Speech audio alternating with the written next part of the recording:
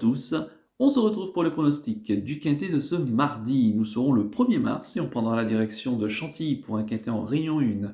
Course 1, c'est le prix de l'allée des philosophes. C'est un handicap, première épreuve de type classe 2 pour des chevaux âgés de 4 ans et plus. Il y aura 1300 mètres à parcourir, on sera sur la piste en sable fibré et ils seront 16 au départ donc de ce quintet qui s'annonce assez ouvert, intéressant, avec des chevaux qu'on connaît par cœur dans les gros handicaps.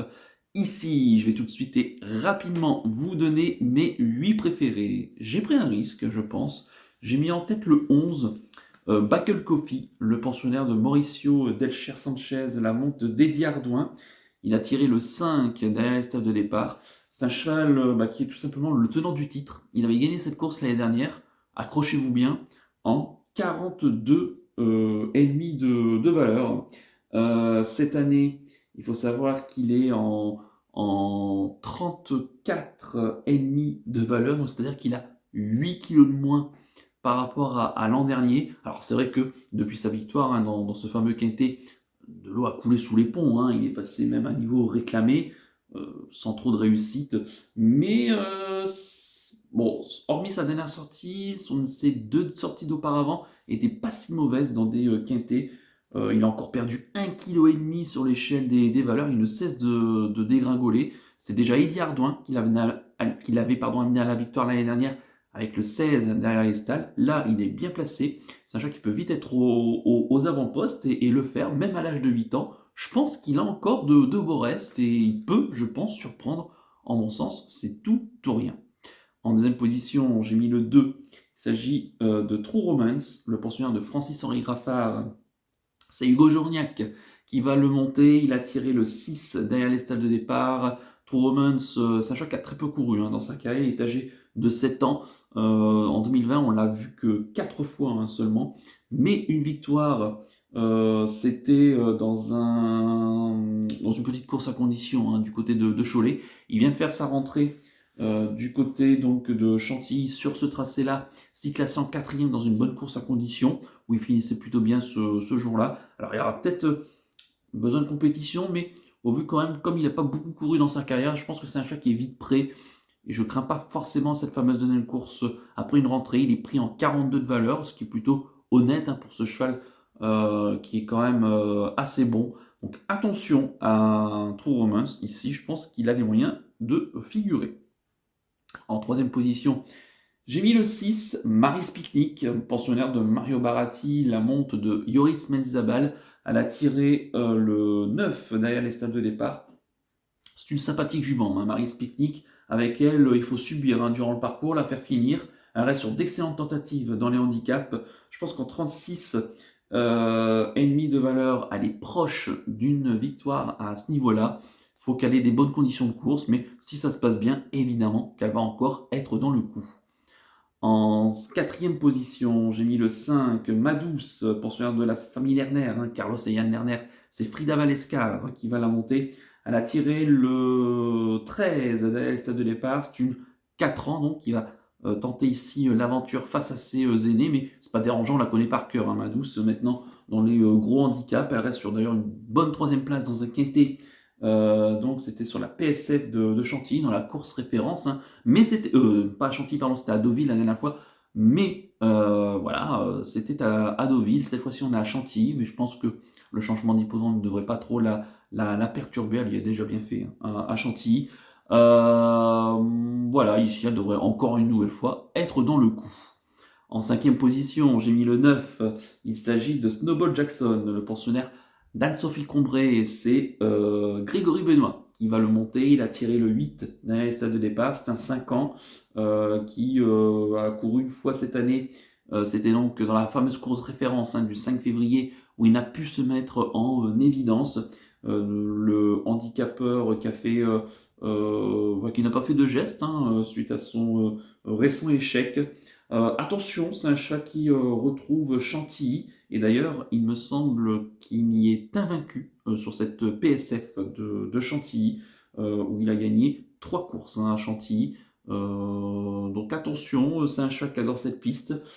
Certes, pour l'instant, dans les gros handicaps, c'est mi-figue, mi-raisin, comme on dit. Mais je pense qu'un jour ou l'autre, il va pas tarder à se réveiller, et ça peut être ce mardi, donc méfiant, j'en ferai un bel outsider. En sixième position, j'ai mis le 8. Il s'agit de Chalali, le penseur de Francis-Henri Graffard à la montre de Christophe Soumillon. Il a tiré le 2 derrière les stades de départ. C'est un cheval qui a couru une fois handicap. C'était sur les programmes de Longchamp. Il s'était classé troisième en 37 de valeur, mais ça remonte au mois de juin. Depuis, c'est vrai qu'on l'a pas revu d'ailleurs depuis le mois de septembre, ce cheval, un cheval qui a très peu couru dans sa carrière, qui fait sa grande rentrée, mais quand on voit la maison des Agacan, qui est une maison très sérieuse, je me dis quand même qu'il a du travail derrière lui. Bien placé, je pense, dans le handicap, il sera intéressant de le voir ici sur cette PSF qu'il va découvrir. Donc attention à lui quand même. En septième position, j'ai mis le 3. Il s'agit de Forefront, pensionnaire de Joséphine Soudan, l'amante de Stéphane Pasquier. Il a tiré le 16. Derrière les stades de départ, c'est un amour de cheval hein, qui répond toujours présent. Maintenant, il faudra quand même qu'il digère son 16 à la corde, même si je l'avais dit en préambule de ma vidéo que Buckle Coffee avait remporté cette course l'année dernière avec le 16 derrière les stades, donc on peut réussir avec ce numéro de corde, mais il faut quand même des bonnes circonstances de course.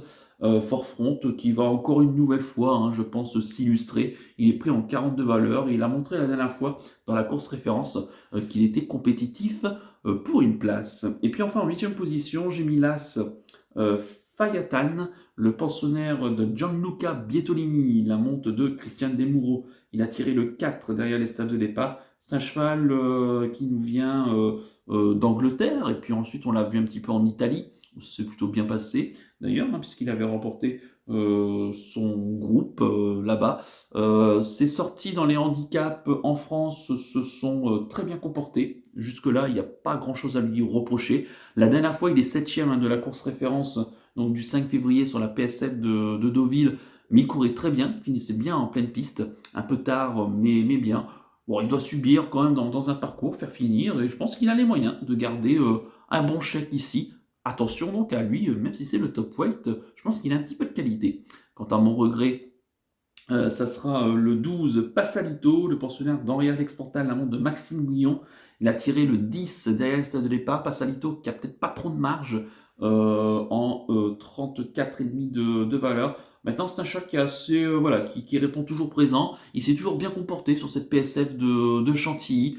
Donc, mais dans des catégories quand même légèrement inférieures. Ici, il affronte quand même un lot un peu plus huppé. Il n'y a pas trop de marge pour la victoire, mais glissez-le pour une 4e ou une 5e place, surtout avec un jockey qui est en pleine forme. Je répète mon pronostic en chiffres, le 11, le 2, le 6, le 5, le 9, le 8, le 3, hélas, avec le 12 en regret. Mon coup de cœur pour ce quintet, ça sera le 11, Buckle Coffee.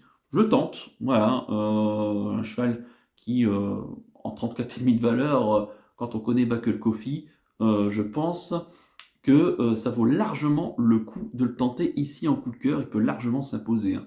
Ce bon vieux Buckle Coffee, on lui souhaite bonne route. Et quant à mon conseil de jeu, on va pas prendre de risque. On va faire le couplet placé de la sélection.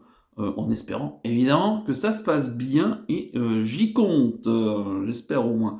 Voilà donc pour le conseil de jeu. On va terminer comme d'habitude par le penalty du jour. En attendant, celui de ce lundi avec la pensionnaire hein, de Gert Lanoux au Croisé-la-Roche, on va s'attarder à celui de ce mardi 1er mars. Et ben, pour démarrer le mois de mars, et ben, écoutez, et ça va commencer à compter hein, les pénaltys hein, à partir donc, de ce 1er mars. Et ben, écoutez, je vais vous proposer 2 pénaltys. Tout d'abord, je reste à Chantilly et je pars dans la 8e et dernière. C'est la 2e épreuve du handicap divisé, donc les mêmes conditions de course. 1300 mètres PSF. Ils seront 14 au départ dans ce prix de l'allée Quinconce. Et dans cette course, bah, écoutez, un coup de cœur hein, que j'aime beaucoup, le 804 Bocciatore. Voilà, un cheval qu'on connaît par cœur dans le handicap, qui reste sur d'excellentes sorties, qui a quasiment jamais déçu sur cette PSF de Chantilly, qui est voilà, mais qui doit subir dans un parcours. C'est un excellent finisseur, qui est bien placé dans le handicap ici, et je pense que cette seconde épreuve peut lui revenir. Donc le 804 Bocciatore en Réunion 1, course 8 sur l'hippodrome de Chantilly.